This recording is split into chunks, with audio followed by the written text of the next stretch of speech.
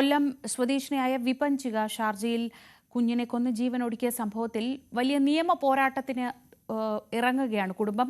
വിപഞ്ചികയുടെ അമ്മ ഷാർജയിലെത്തി, സഹോദരനും ഷാർജയിലേക്ക് തിരിക്കും.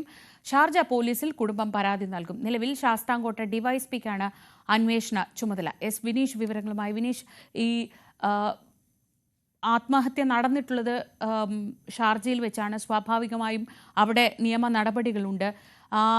ഇപ്പോൾ ഈ വിഷയത്തിൽ ക്രൈംബ്രാഞ്ചിന് കൈമാറിയേക്കും എന്നതടക്കമുള്ള വാർത്തകളും വരുന്നുണ്ട്. എങ്ങനെ ഈ വിഷയത്തിൽ ഒരു നിയമ പോരാട്ടം നടത്താനാണ് കുടുംബം ആലോചിക്കുന്നത്? ശ്രീജ, വിപഞ്ചികയുടെ കേസിൽ കഴിഞ്ഞ ദിവസമാണ് കുണ്ട്ര പോലീസ് എഫ്ഐആർ രജിസ്റ്റർ ചെയ്തത്.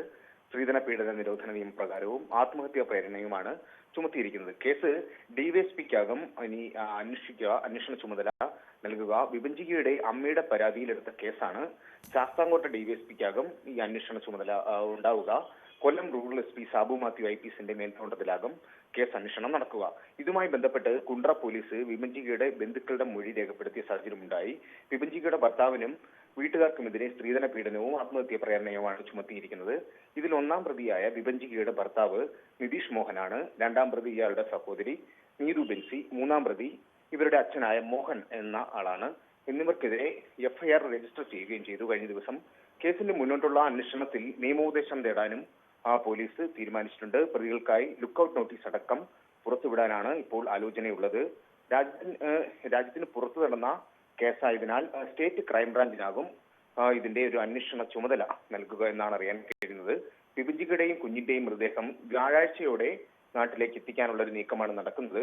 അമ്മയും സഹോദരനും ഷാർജയിലേക്ക് തിരിച്ചിട്ടുണ്ട്. അമ്മ ഇന്ന് പുലർച്ചെ 7 മണിക്ക് ഷാർജയിൽ എത്തിയതായിട്ടാണ് വിവരം. സഹോദരൻ വൈകുന്നേരത്തോടുകൂടി ഷാർജയിലെത്തും എന്നും അറിയുന്നു. കഴിഞ്ഞ ചൊവ്വാഴ്ചയായിരുന്നു ഷാർജയിൽ കൊല്ലം സ്വദേശിയായ വിപഞ്ചികയും മകളും ഫാനിൽ തൂങ്ങി മരിച്ച നിലയിൽ കണ്ടെത്തിയത്. ഈ കേസിൽ ദുരൂഹത ആരോപിച്ച് കുടുംബം നാട്ടിൽ പരാതി നൽകിയിരുന്നു. തുടർന്നുള്ള അന്വേഷണം നടന്നുവരുന്നു. മൃതശരീരം നാട്ടിലെത്തിയതിനു ശേഷം റീ പോസ്റ്റ്മോർട്ടം അടക്കം കുടുംബം ആവശ്യപ്പെട്ടിട്ടുണ്ട്. തുടർ നടപടികൾ ഉണ്ടാവും. ശ്രീജ.